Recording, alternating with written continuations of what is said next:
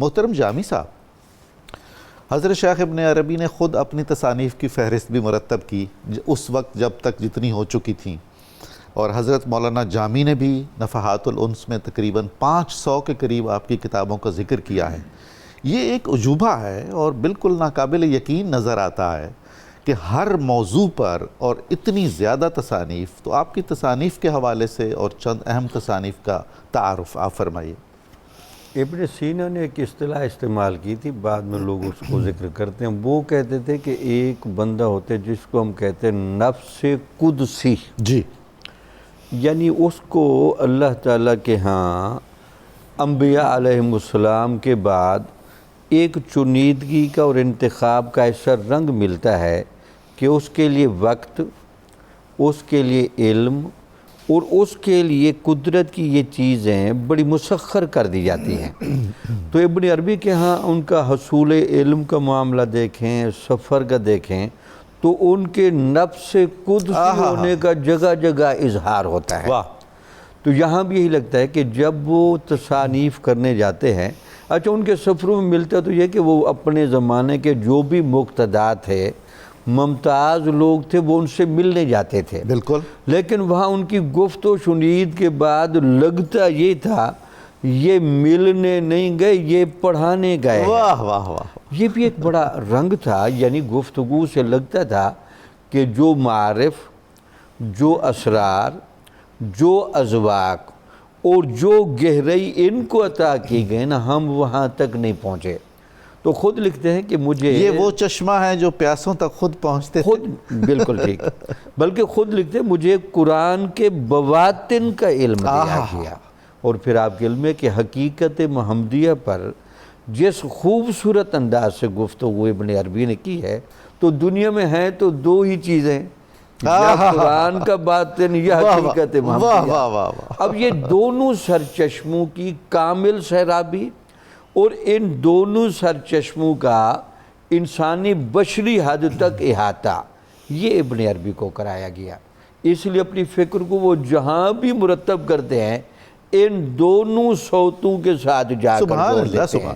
یہ ان کا ایک بڑا گہرا رنگ تھا۔ اچھا جی، امام وحدت وجود ہیں اور انسان کامل کے نظریے کو مرتب ترین انداز میں پیش فرمایا ہے۔ رجال الغیب کے موضوع پر اتنا عمدہ لکھا ہے۔ بالکل ٹھیک۔ اس کے علاوہ مختلف مشائخ کے بارے میں کیسے مشائخ کے بارے میں جس طرح اشارہ کیا گیا کہ پورا دبستان تصوف کو جس ترتیب کے ساتھ، جن مراحل اور ترتیب کے ساتھ وابستہ کیا، ایسے لگتا تھا المملکت الانسانیہ ان کی کتاب ہے۔ انسانی مملکت کا جو مطالعہ انہوں نے کرایا ہے، انسان کا دماغ، دل، روح، جسم، مطابقت، امتیاز، ظاہر و باطن کا فرق اور ظاہر و باطن کا اتحاد، خالق و مخلوق کا فرق اور خالق و مخلوق کی یک رنگی، سبحان اللہ، اس پر جس انداز سے انہوں نے گفتگو کی ہے۔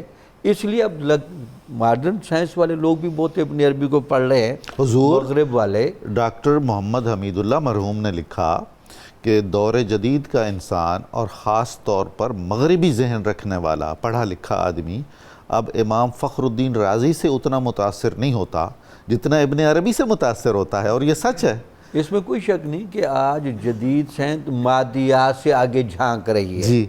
اب جب روحانیات کی دنیا کو مسخر کرنا چاہتی ہے، وہاں ان کی اب رہنمائی ابن عربی کرتے ہیں۔ بلکہ یہاں صدر الدین کونوی صاحب کا ایک واقعہ بیان کروں۔ آپ کہتے ہیں کہ حضرت کسی چیز کو 3 مرتبہ غور سے دیکھتے ہیں۔ میں کہتے تھے کہ حضرت کیا دیکھتے ہیں؟ کہتے ہیں پہلے تو دیکھ کر اس کا باطن دیکھتا ہوں، دوسری دفعہ دیکھ کر اس کی لوح محفوظ پڑھتا ہوں، کیا بات، اور تیسری دفعہ دیکھ کر علم الہی میں اس کی کیفیت کو دیکھتا ہوں۔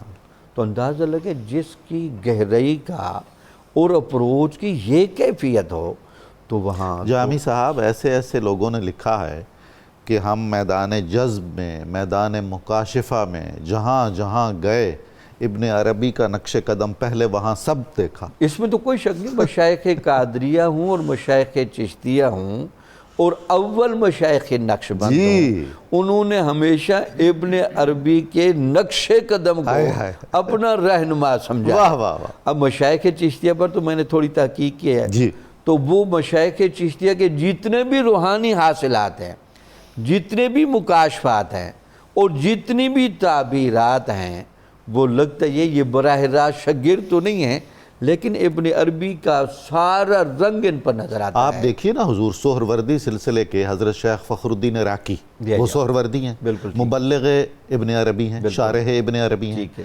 اور نقشبندی سلسلے کے حضرت مولانا جامی ہیں. بالکل ان سے بڑا شارح ابن عربی کون ہوگا؟ بالکل ٹھیک. فتوحات مکیہ اور فصوص الحکم کا کچھ فرمائیے. فصوص الحکم کے بارے میں خود فرماتے ہیں کہ خواب کے اندر ہائے ہائے حضور نبی اکرم صلی اللہ علیہ وسلم نے مجھے یہ کتاب دی اور مجھے کہا کہ اس کتاب کے معنی اور مطالب جو آپ کو القاء کیے گئے ہیں، ان معنی اور مطالب کی آگے خبر دیجئے.